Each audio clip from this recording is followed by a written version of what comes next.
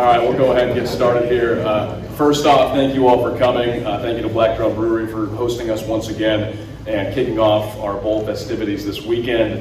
Super excited for this matchup between Coastal Carolina and UTSA for the 5th edition of the Myrtle Beach Bowl. How this is going to work, we'll have both of our head coaches come up and give a brief opening statement and then take some questions. But first off, we're going to start with our wonderful director, Mrs. Rachel Quigley.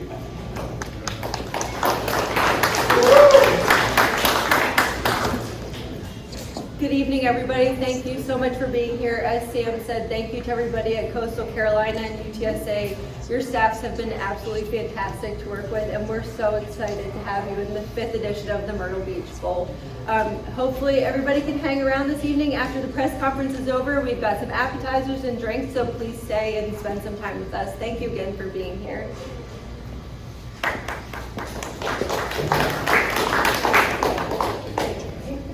All right, we'll go ahead and start off with our visiting team, but playing in their home stadium. The head coach of the Coastal Carolina Chanticleers, Mr. Tim Beck.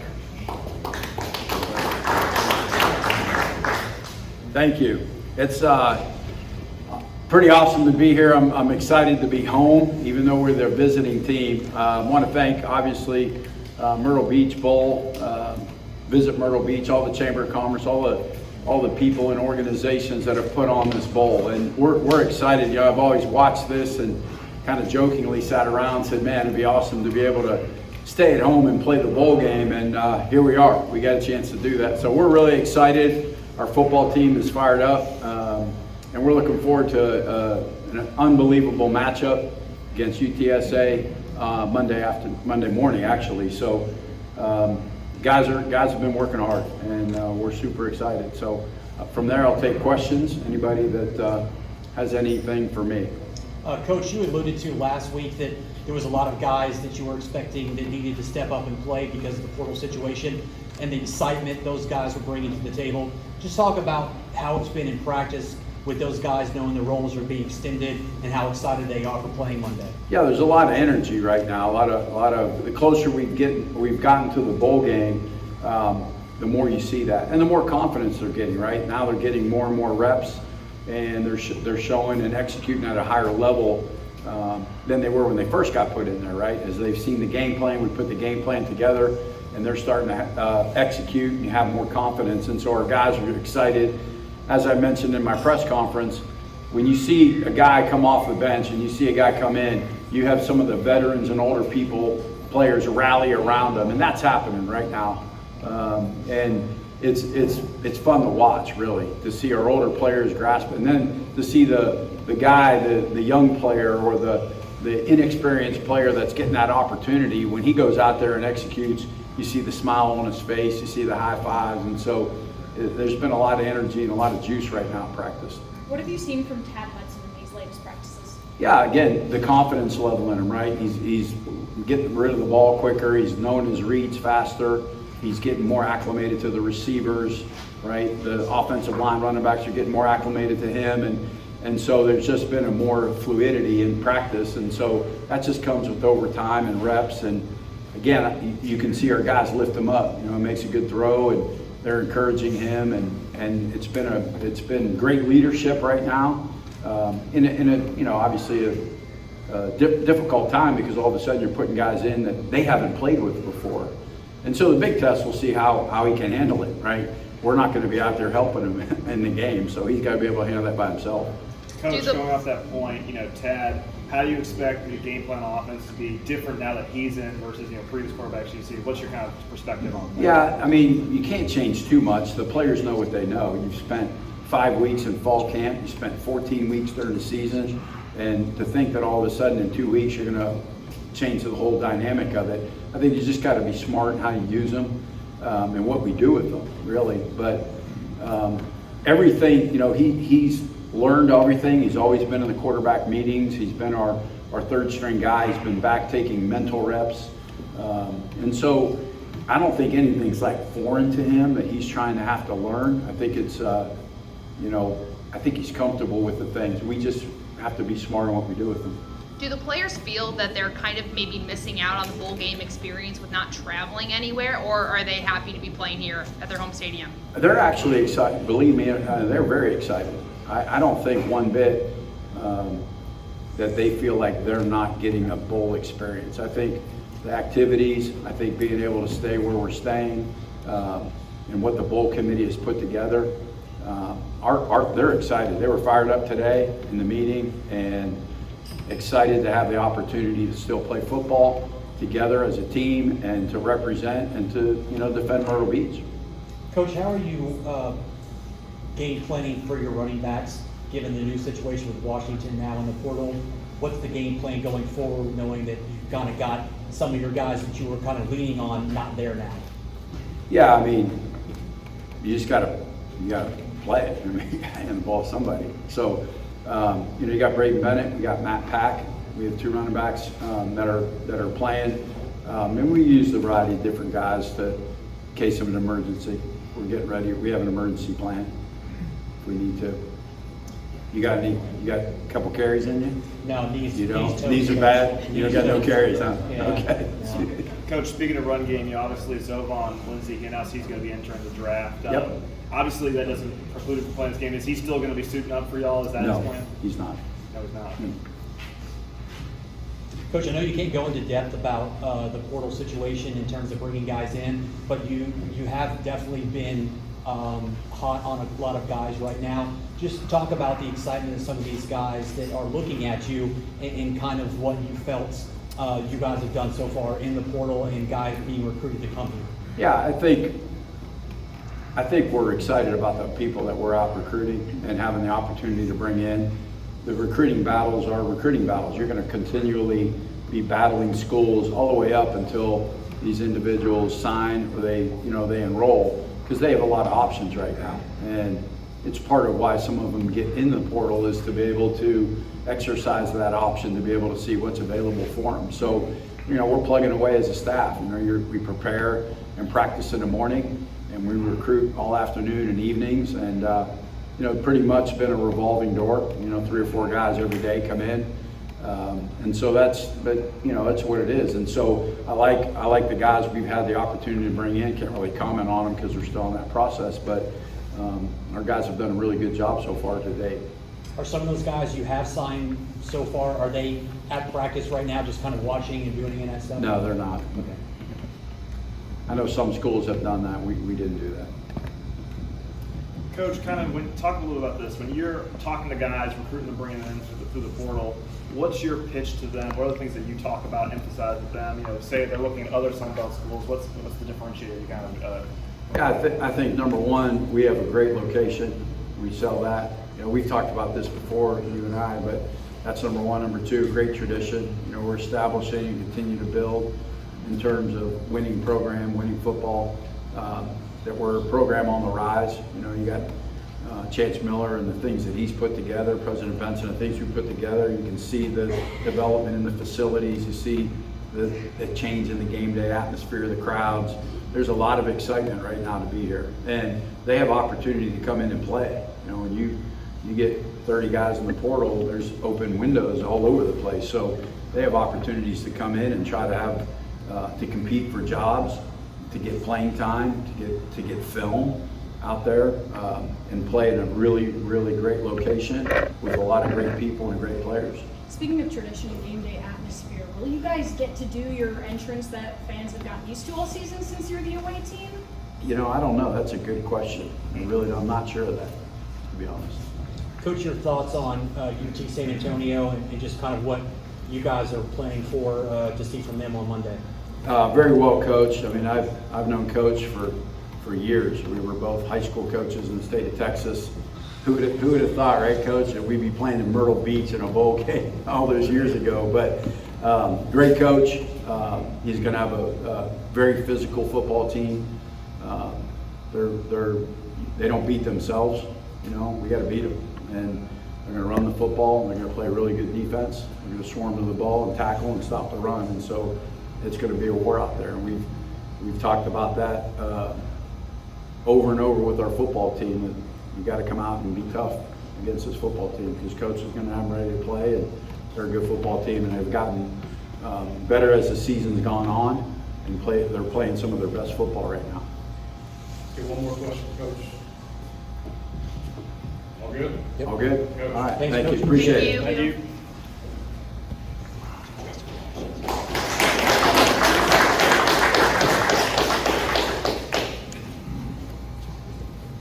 Okay, and now from San Antonio, the head coach of the UTSA Roadrunners, Mr. Jeff Traylor.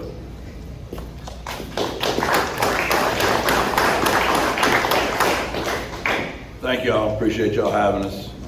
Excited to be at the Myrtle Beach Bowl. Everything everyone's done for us. Been so hospitable to get us here.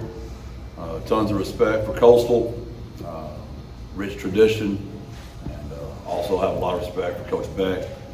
Followed his career for many, many years. He got into the college world much faster than me, but you know, being a Texas high school football coach, you always keep up with the guys that kind of set the way for you, set the path for you. So I've always kept up with him and his success, so a lot of respect there. As far as us, just completed our 5th season there as the head coach, and really proud that we're going to our 5th bowl in a row. As Coach said, we hit a little stretch there in the middle of the season. We weren't playing real well, but playing as good as we have the last 8 weeks, and we're really excited about our opportunity, and be glad to take some questions. Coach, a long way from Gilmer, that's for sure. Nevertheless, just talk a little bit about your football team and kind of what Coach Beck's going through in terms of guys having to step up that may not have played and getting that opportunity to play in this bowl game and kind of show what they can do. Yeah, we're excited. You know, we were in a position in the season where it didn't look like we were going to get to a bowl. And so our coaches and our players are kind of freaking out. I'm like, look, man, this is what Texas high school football is. You got to win in advance. So we dug ourselves in such a hole that it was like playoffs again. You had to win every one of them. And we got hot there and we got in. So our guys have worked really hard to get here, and they're excited to be here. And I think that's going to be a huge component in the game. And I know Coach Beck's kids are excited as well, but we're excited to be here. What's the biggest thing you see from Coastal in terms of what they're putting on the field, which is a lot different than what they had toward the end of the season, and just kind of what you're game planning for on Monday? Yeah, I've made the analogy. It's kind of like you're playing the first game of the season again for everybody. I mean, Coach Beck's not quite sure what we're going to roll out there, and we're not quite sure what y'all are going to roll out there. But like he said earlier, it's hard to change too much who you are. There'll just be different numbers out there, maybe some different names out there, but it's exciting. It's bowl season, and he's dealing with his problems, and we're dealing with our problems. And whoever handles those problems the best will get to celebrate the Myrtle Beach Championship, and who doesn't handle it that well will be sad all off season. What are some of the challenges that come with playing a game that kicks off at 11 in the morning? Oh, I love it. I can't sleep. I'm nervous all dadgum night and day. So let's kick it off early and get this thing over with. We're excited about it. Jeff, you've said it feels like your team's playing its best ball late in the season. What are some ways that you saw the group sort of turn the corner through the year? We just quit being ignorant and doing some things that get you beat, and we started playing a lot more intelligent football. We weren't so emotional. We just played within ourselves. And I also think, you know, whenever you lose your center, your left guard, and your right tackle, and you kind of get your offensive line settled, we've been blessed that we've stayed relatively healthy the last 6 to 8 weeks. So we've been consistent up front. And obviously, whenever you lose Oscar Cardis at tight end, that was a huge loss. But our young tight ends have come on. You know, getting Amador back at receiver has been a huge help for us. And obviously, our quarterback play, he's very young, his first year to start. He's just continued to get better as the season's gone on as well. Jeff, what's the status of your roster? Like, what do you expect we'll see in terms of availability? Like, how many players you think will be not available for you? Everybody on that plane is going to suit up and play. They're going to play really hard. Jeff, you mentioned Owen. You know, what do you see for his development basically through the year, and now going forward, what are some of the next steps for him to continue to improve? Yeah, I think this is a big game for Owen. You know, we were undefeated at home, and we haven't won on the road all season. And so when you know that UTSA Roadrunners get so blessed to get to go play another road game for a bowl game. So we've got some stuff to accomplish, or we're not going to be called the road runners anymore. We're going to be called the home runners. Do you see ways that this game and these practices leading up to it carry into next year or sort of set the tone for that, or how does that relate? Well, the bad news is we lost a lot of seniors early in the year to injury, and the good news is we've got a lot of young guys that have been playing for a while. They've been playing really well now. So our young guys, you might be saying, well, in your mind, you're thinking those are the ones getting the extra practice. Those have been the ones, getting it done for us offensively. Now, defensively, we're very senior heavy. Those guys have won, championships for us, won a ton of games for us, and we're going to take a huge hit there having to replace those guys. We're basically have to replace every one of those guys next year. But offensively, those young guys you're kind of mentioning, they've been playing all year, and we don't have any threes left, so it's just been our ones and twos, and those will be the guys rolling Monday. Coach, you lost a lot of guys over the course of the season due to injury. It appears you haven't lost a lot from the portal. I mean, correct me if I'm wrong, I've seen reports of 8 to 10, not a lot of significant contributors among those. Do you have any thoughts on why you may have survived where other programs are struggling to retain players?